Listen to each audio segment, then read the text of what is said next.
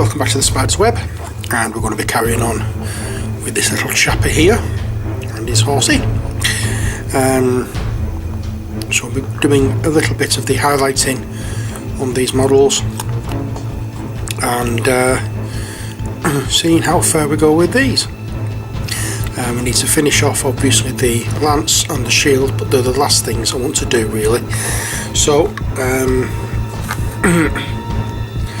I just want to point out a few bits and pieces with this before I carry on. What we're going to be doing is highlighting by basically dry brushing a dark silvery colour, something like Ironbreaker, over this.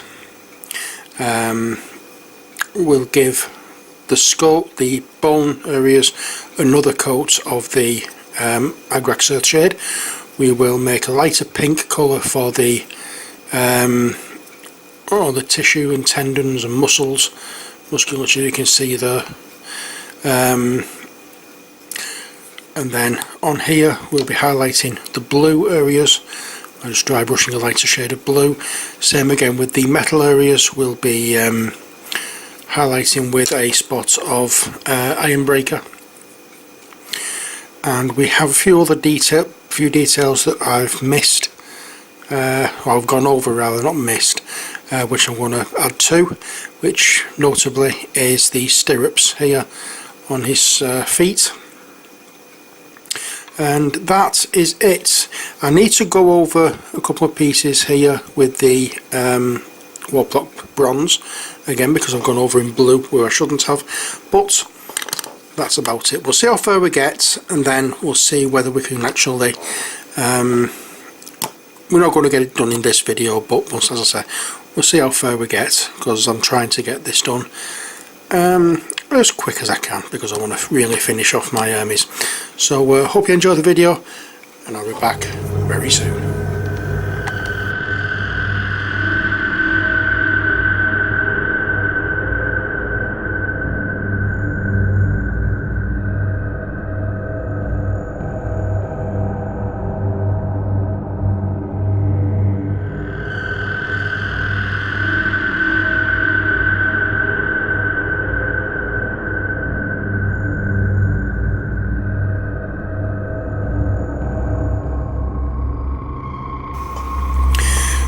Okay, so let's get started, and what we need first of all is our metallic colour that we're going to be using for this model, and that one this time is going to be Ironbreaker.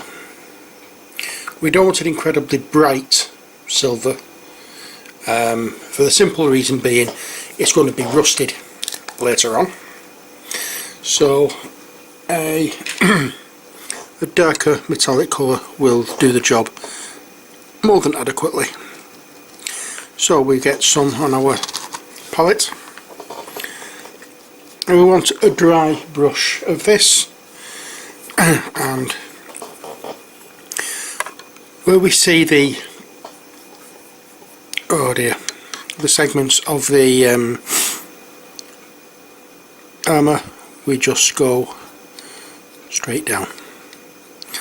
We don't want to go up on this because we want it to actually hit the plates. We don't. If we went up on it, if we went up instead, what would happen was the bottom of that, the other side of that, would be highlighted, but the tops wouldn't be. And we're trying to find the light will come this way, so we want this area to be the ones that get shown up on the with the light, and not what's the word I'm looking for, and not the underneath. Obviously if the light was coming up from that direction, we would go that way. If I get my drift, my voice is a bit iffy today. This cold isn't going at all, really annoying me. Okay, so I want to dry brush and just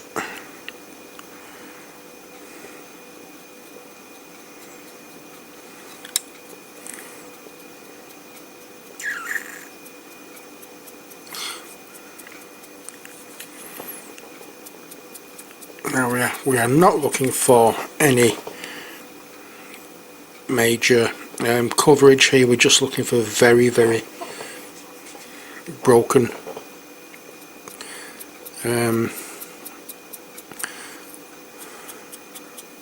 coverage, so that it looks as though the light is hitting certain parts.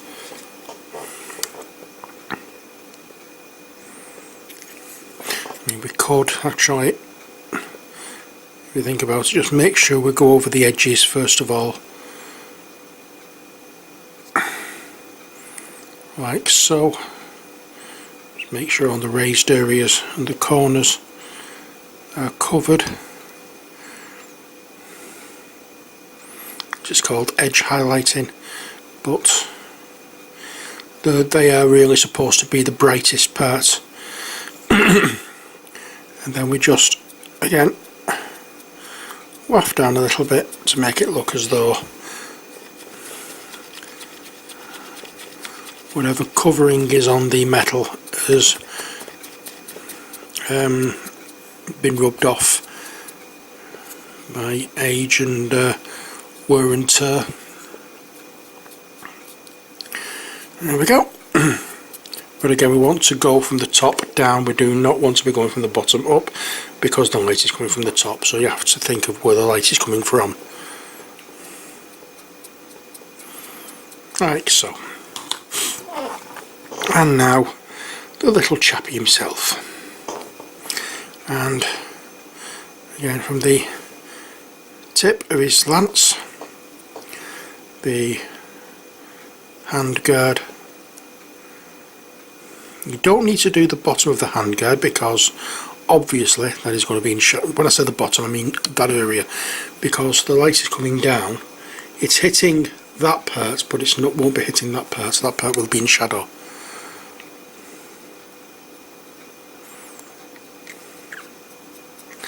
And just a very quick brush over. Don't spend a lot of time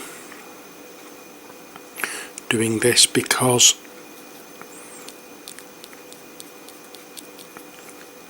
the less paint that goes on these, the better, to be brutally honest. I'm putting the paint on the brush and then taking it off, so that I don't get a great deal of paint. I don't want this looking shiny. That's all I want, it very muted metallic colour. Some people prefer to do non-metallic metals when doing this kind of thing. I've never been very good at that. I have tried it occasionally, it just looks a mess when I try it, so I don't bother doing it. I would sooner do proper metallics and make it look like what it's supposed to, than try being fancy and using non-metallic metals. There we go. Oh yeah, that's it. That's it for that part. Now, next, what we're going to be doing is, how do you like this bit? We're going to be taking our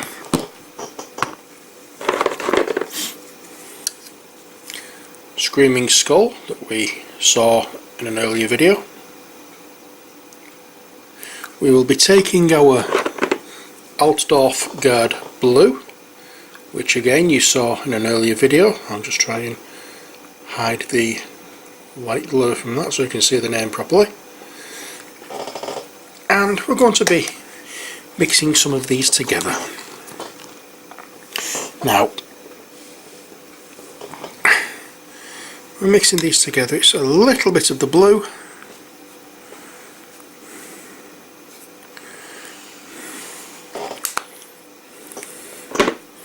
a little bit of the screaming skull. We're not looking at any particular measurements, just add the screaming skull to the blue, and when you feel happy enough that that's a good enough shade of blue, that'll do. There we are.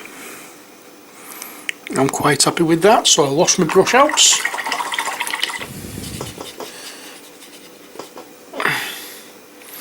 I'll add a little bit of water to it. A little bit too much water, to be honest, I think, though, but never mind. It should still do the job. And then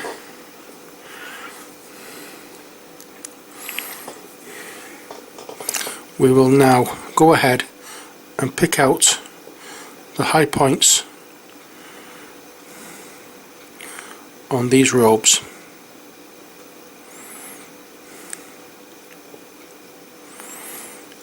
And so we're just looking at things lit from the top. We're not interested in anything at all that is at the bottom of the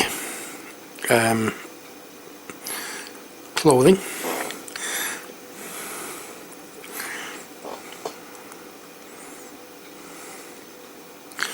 If you get my drift, you'll see what I mean in a second.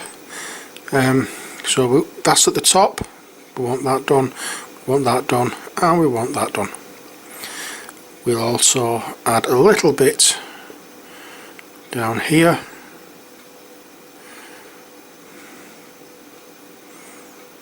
Down there, just to brighten certain parts of it up. Oh, it's not a wash. I don't know why I panicked then. It's because I'm using a very thin paint here. Oh, there you go. There we are. And then we'll do the same down here as well as picking out the raised areas, like so.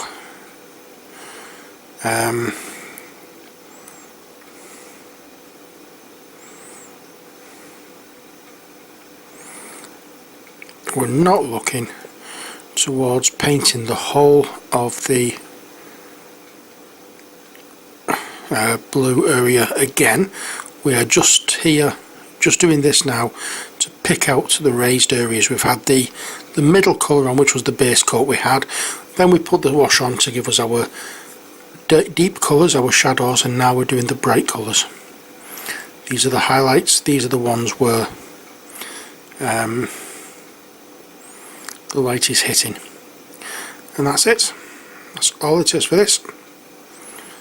There we are. That's him done. And now Horsey. And we aren't doing much on this at all, because quite a bit of this is going to be being scratched off, especially at the top, because we want, as I said earlier, I want the paint sticking, sorry, I want the model, the plastic of that model sticking to the plastic of this model, not the paint off that model sticking to the paint on this model, because you won't get a firm attachment. Okay, so that really is all we're going to be doing. I'll just do a little bit at the back here just in case, just to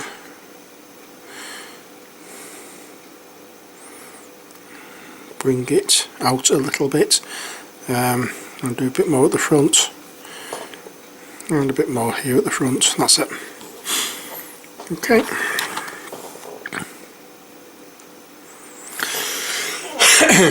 Next, what we're going to be doing is, well, first of all, we've done the shirt, the main body of his, I'm saying shirt, of his outfit, red. We're not going to be doing any more on that. But what we are going to be doing is brightening up the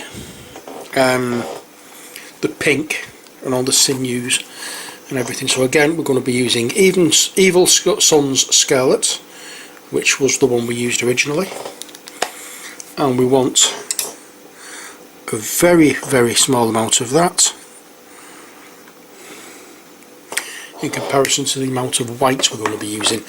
And we want this to be like a, to be honest, an off-white rather than a pink, if you get me drift. And once I find my white, what have I done with it? That's not it. Oops. It's round here hiding. I was using it for something else earlier, I forgot. Okay, so as I said, we want a lot of this white in with the pink, in with the red. We want a very, very, very, very, very pale pink. Much, much, much pinker than, sorry, much, much, much paler than the original pink that we put on. And I mean much, much, much paler.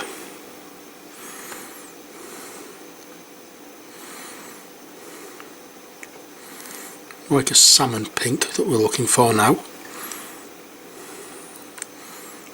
if not paler than that. Okay, it's a very pale pastel pink, shall we say. That's about the best way I can describe it. And again, we've got the paint on the brush. We're now going to take the paint off the brush, and we're going to be going ahead again with more dry brushing, and just to once again pick out the detail. We want to go across the model and across the details of the model, because that's how the details get picked out.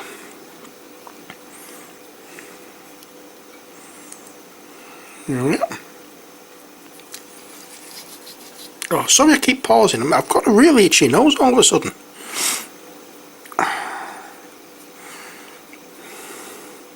Because we won't do any really ultra fine detail work.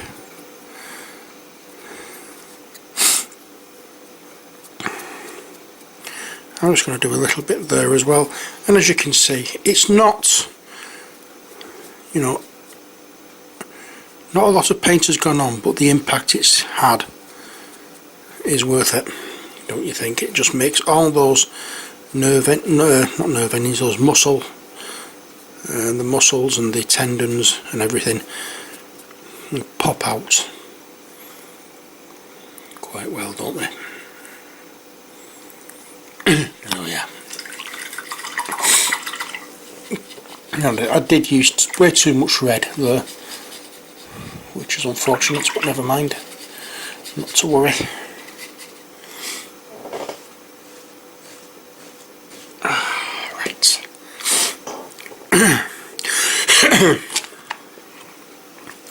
Now the trick.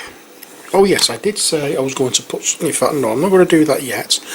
What I'm going to do first with the horse. I'm not going to do this everywhere yet. I'm going to show you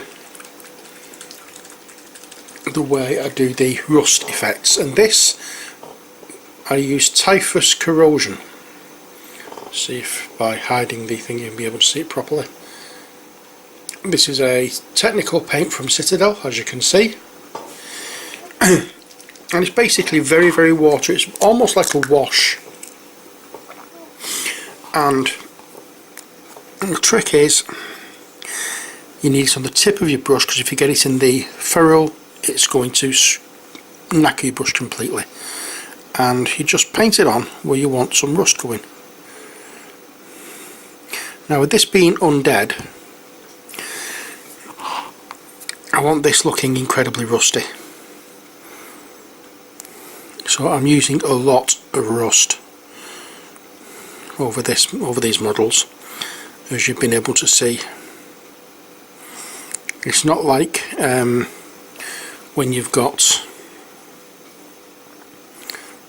what do you call it, when you add in verdigris to copper, where you want it just in certain places. With this I want it on a lot of the areas, because I want it, because these are things that have been buried,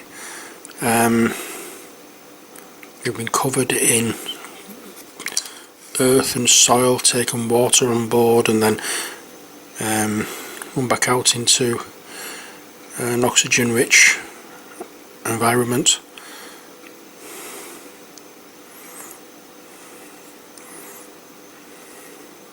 and in some cases if they've fallen in battle, the weaponry and the metal areas would have been left to go rusty. So that is that part. We'll wait for that to dry. While we're waiting for that to dry, what I'm going to do is I'm going to put him to one side and refer back to our chap here. Now what I'm going to do for this bit is I'm going to attach him to the top of another paint tub temporarily, because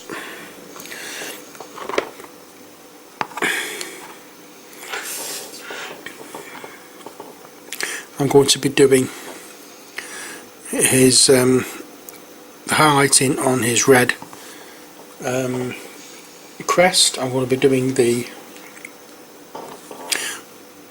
back of the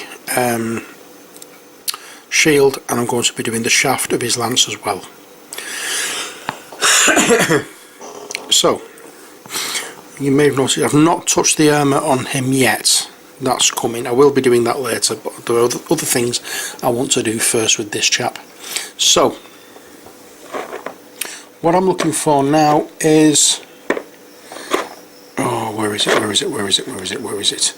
The reddish browny colour I had. Did I use it? I don't think I did. I used dryad bark, didn't I? Dryad bark, that was it. That's the one I used for the lances. Use this colour. I use it for anything that's wooden, basically. And I'm assuming the lance step, or the shaft of the lances will be wooden. And I'm just going to paint it all down the lance, stopping only when I get to the metallic parts, like the handguard, that kind of thing. Which basically means what I'm saying basically is that I'm going to be painting over the ribbon at the end, which is going to be red, but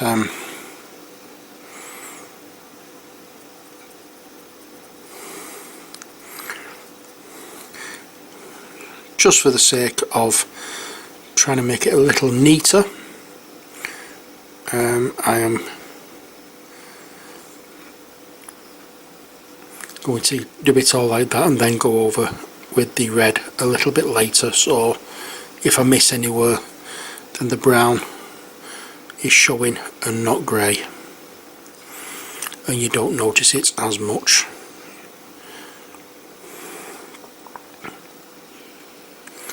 Here we are. Okay, so that's the shaft of his lance done. I will come back to highlight that a little bit later. I also said I wanted to highlight his regiment flip, the crest on his helmet. I'm not going to be doing that in the pink that you've just seen me use. I'm going to use Troll Slayer orange. Okay, I don't use pink to highlight red because it just makes it look pink. I always use orange.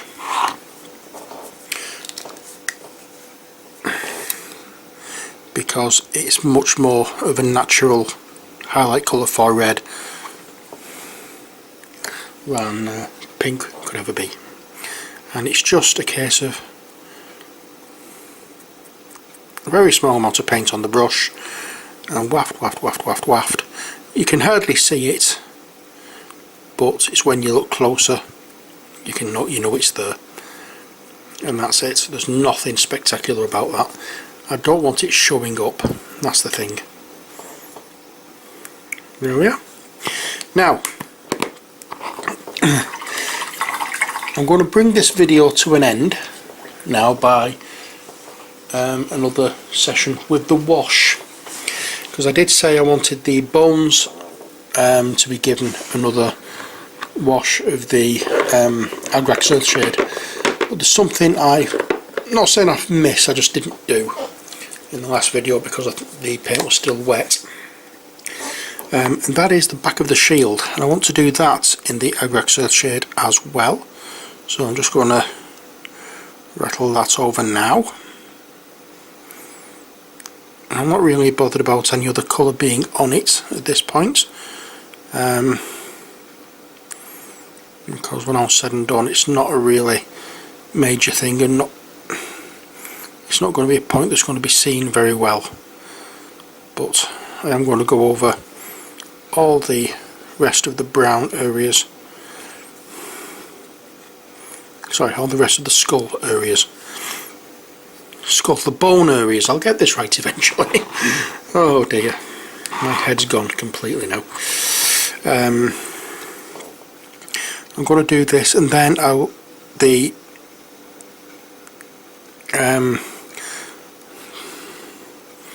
what you may call it, all the stuff I put on, what was it called? I can't remember now. Oh, that stuff I said I was putting on to do the what is it? The typhus corrosion, that was it. That's almost dried, if not dried altogether. I will show you how to do that as well before I go, because I'm not interfering with anywhere where where this wash is going to be for doing that, so I can get away with doing it.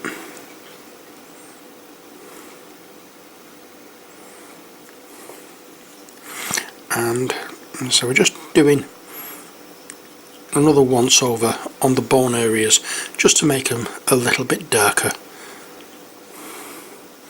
and that way when we come back in the next video, we'll be highlighting those, doing the shield, doing the ribbon at the top of the lance, and that's the model finished. Then I can show you then how I go about building up the movement tray for the regiment. So that is the Agrax Earthshade wash done for the bone areas. Now what we need to do, as I said, is first of all what I need to do is find my dry brush, and we're using another technical paint for this, and this one is Riser Rust. It's bright orange. Oh, look at that.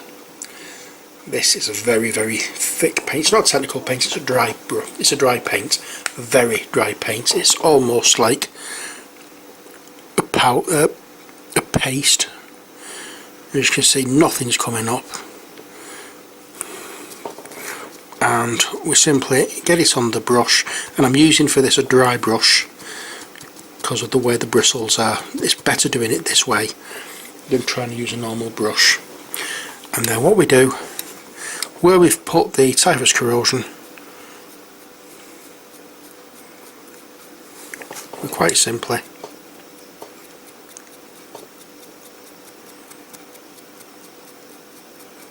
brush this over, and it sticks. The typhus corrosion has little particles in it, and this Riser Rust actually hits those particles and sticks to it and gives it that rusty look.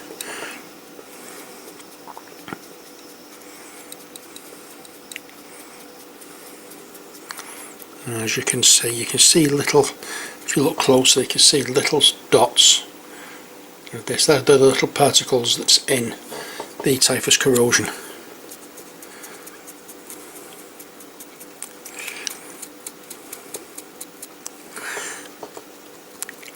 And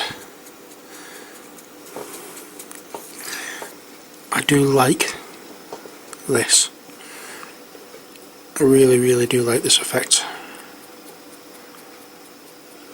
Unfortunately, sometimes I get a little bit too much on my brush and it goes a little bit iffy, but it doesn't matter at all.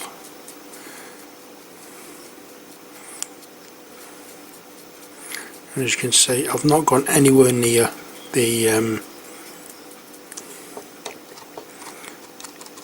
where I've done the dry brushing, not dry brushing, the wash, but I will be doing about now because I just need to do a little touch on the face guard,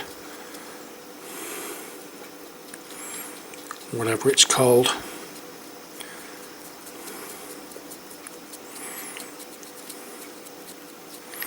I'm running out of the paint. It's all dried, all literally dried up on my palette because I don't use a lot of this. And there we go, we have very rusty armour. And we'll be doing this for the... In fact, I do need to get a little bit more of this paint out because on its face it doesn't see, you can't see it terribly well.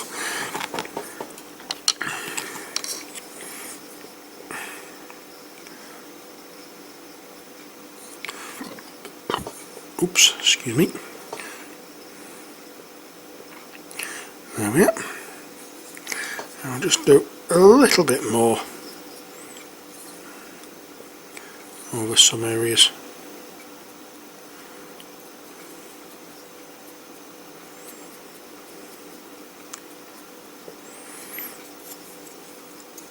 There we are.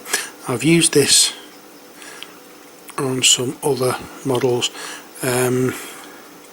I've got the Strider for Dead Zone, and I've done that up as a Plague Strider, and the effect of this on that model, oh, it's good. I will show you those at another time. But there's our horsey done. Okay, what I can actually say now is that I can take this off here, scratch the primer off the bottom of that, scratch the top off that and glue them down. Actually, while we're here, I think I will. However, I don't want to use my very watery super glue. I just want to find out what I've done with my new tube of super glue that I bought. Is it not on here? Oh heck. I found with the watery one it seems to go everywhere, whereas the gel one, which I prefer to use, goes where I put it. Right, I'm not going to bother doing that yet. I'm going to look for my super glue. Oh, there it is, I found it. Okay, so what I'm going to do is just take my trusty knife and just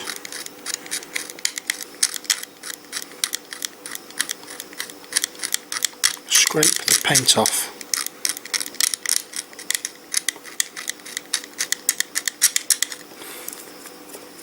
There we are.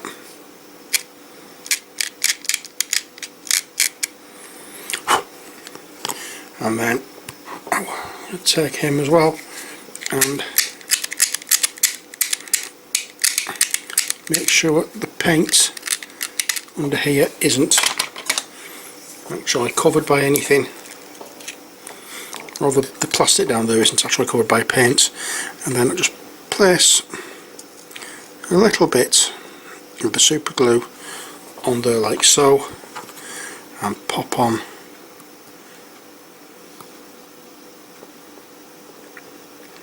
the chap. Only for a few seconds, because let's face it, we all like being held for a few seconds, don't we? Oops. Now then.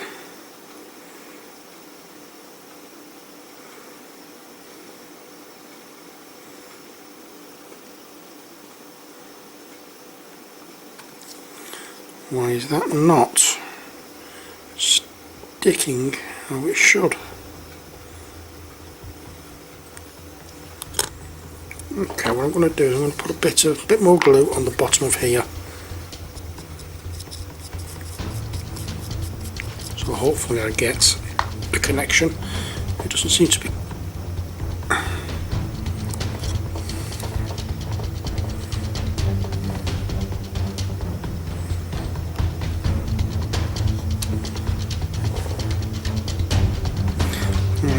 and just hold. Press him down, hold, and that should be enough to allow a good bond.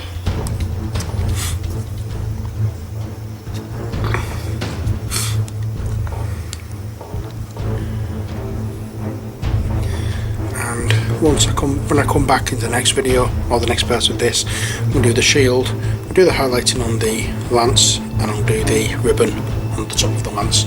So join me then, why don't you?